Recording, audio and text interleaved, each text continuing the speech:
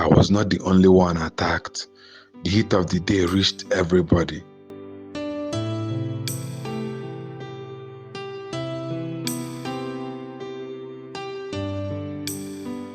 Chinonso Uba is a major distributor for the Nigerian brewery and also owns a hotel along Okoro Mutanze Road in Olu local government area of Imo State. Mr. Uba, also known as Uba and Sons, found himself under the radar of both the Eastern Security Network, the armed wing of the independent people of Biafra, and the Nigerian security forces in the ongoing security crisis in the southeast.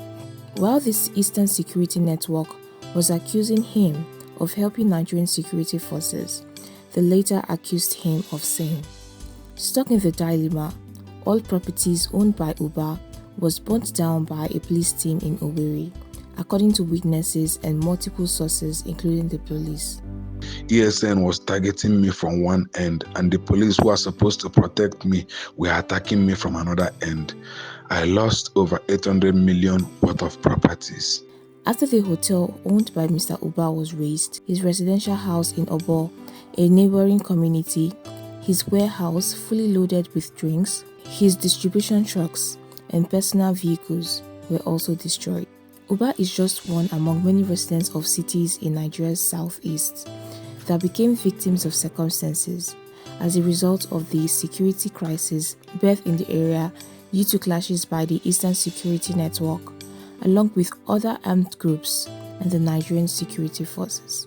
Amnesty International documented the killing of at least 115 persons between March and June 2021 by security forces in their response to spiraling violence in the southeast Nigeria.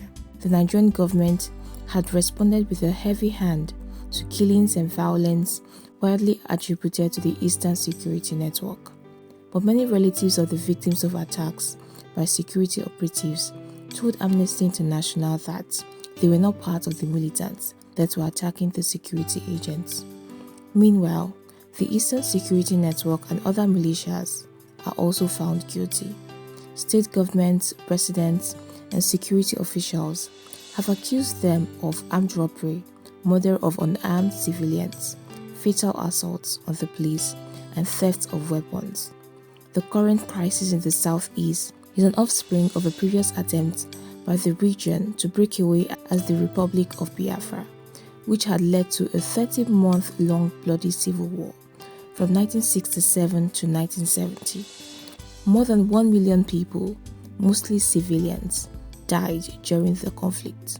Yet, the response of the Nigerian state oscillates between neglect of the problem and counterproductive and heavy-handed counter-insurgency measures that recognize little distinction between the Eastern Security Network militias and populations who have had to endure the crisis. Given the wide interpretation of these crises by the government, innocent residents often pay an extremely heavy price.